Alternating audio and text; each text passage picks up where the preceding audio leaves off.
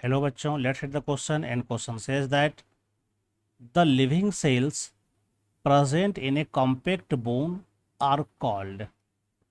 तो यहाँ पर पूछा जा रहा है कि जो बोन में कॉम्पैक्ट बोन में जो लिविंग सेल रहता है वो कौन सा रहता है। क्योंकि बोन यहाँ पर कॉम्पैक्ट है, इसका मतलब ये डेंस बोन है ना। कॉम्पैक्ट बोन का मतलब क्या हो गया, ये डेंस बोन है ना। इसका मतलब यह जो है एक रिजिड स्ट्रक्चर है, यह सपोर्टिव स्ट्रक्चर है जो पूरे बॉडी को सपोर्ट करता है। इसके अलावे जो इंटरनल ऑर्गेन है उसका ये प्रोटेक्शन करता है, यानी protection the internal vital organ जो होता है, जैसे खास करके हार्ट है या फिर लंग्स है या ब्रेन है, इसका ये प्रोटेक्शन करता है। तो चूँकि ये हार्ड स्ट्रक्चर के रूप में उसका कवरिंग के रूप में यह पाया जाता है। जैसे कि हार्ट के प्रोटेक्शन के लिए रिब्स केज पाया जाता है ना। तो पूरे बॉडी का जो स्केलेटन होता है वो इसी का बना होता है, इसलिए इसको हम लोग स्केलेटन टिश्यू भी कहते हैं। तो हम जानते हैं कोई भी कनेक्टिव टिश्यू रहता है तो उसमें जो है सेल्स, फाइबर्स, मैट्रिक्स ये सब पाया जाता है।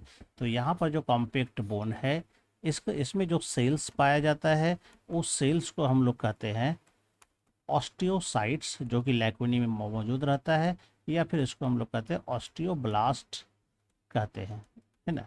तो यहाँ पर वही पूछा जा रहा है कि कौन सा ये लिविंग सेल्स पाया जाता है। तो यही वो लिविंग सेल है जो कि कॉम्पैक्ट बोन में पाया जाता है। यही जो है मैट्रिक्स को सॉलिडिफाई करता है।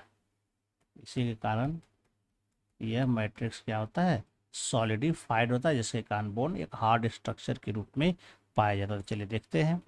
फर्स्ट में है कॉन्ड्रोब्लास्ट।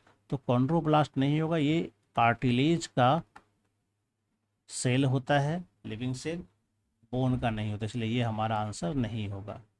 एडिपोसाइट, एडिपोसाइट जो है एडिपोज टिश्यू का सेल होता है ना, जो कि फैट का स्टोरेशन करता है, तो ये भी हमारा आंसर नहीं होगा। ऑस्टियोब्लास्ट होगा, ये बोन सेल है ना, इसलिए ये हमारा आंसर होगा। स्क्लेरोसिस जो है ये प्लांट का टिश्यू है, यह प्लांट में पाया जाने वाला डेड टिश्यू है, डेड स्क्लेरकाइमेटस, है ना। इस टिश्यू का ये पार्ट्स होता है जिसको स्टोन सेल भी हम लोग कह सकते हैं। तो यह भी रॉन्ग है आंसर।